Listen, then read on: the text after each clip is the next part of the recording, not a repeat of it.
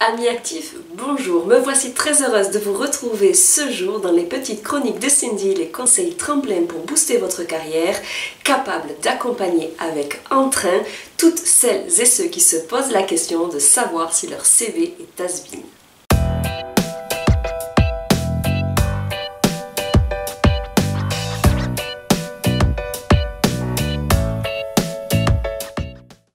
À l'image d'une mode vestimentaire, il y a des choses qui ne se font pas, ou du moins qui ne se font plus. Voici pour vous, chers followers, une liste de 10 détails vieillots qui peuvent ternir une première impression.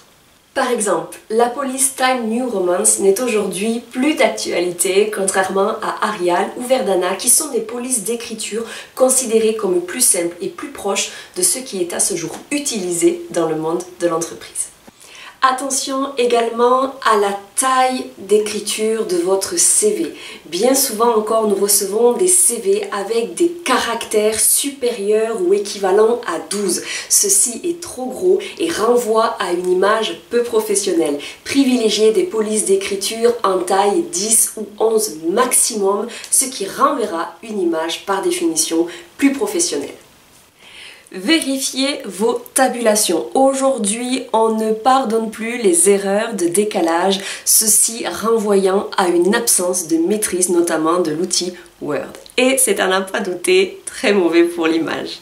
Le choix de votre photo n'est par ailleurs pas anodin. Si la photo n'est aujourd'hui plus obligatoirement à apposer sur votre CV, il n'en demeure pas moins que si vous choisissez de la mettre sur votre CV, elle doit répondre à des critères visuels précis. Utilisez systématiquement un fond neutre en arrière-plan. Projetez votre plus joli sourire, dégagez votre visage et portez une tenue vestimentaire qui soit non pas trop classieuse mais qui vous corresponde et qui soit en lien direct avec le secteur du poste que vous convoitez. Soyez précautionneux, évitez les adresses mail vintage de type Caramail et bannissez les adresses familiales. Soyez en accord avec la modernité qui a pour vocation de mettre en lumière aujourd'hui des adresses sur mesure personnalisées qui portent notamment votre nom et prénom de manière propre et classique. Je vous invite par ailleurs à vérifier l'intitulé de vos diplômes. Si par le passé vous aviez obtenu un bac appelé A, n'hésitez pas à le transformer en bac L ou littéraire. Il ne s'agit pas de mensonge. Rappelez-vous bien que nous ne connaissons pas l'âge des recruteurs et que tout ce qui peut être plus facile à la compréhension sera un plus et un gain de lisibilité.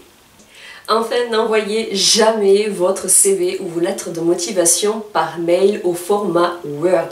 Optez toujours et systématiquement pour un fichier PDF qui est une version inaltérable et lisible sur l'ensemble des ordinateurs.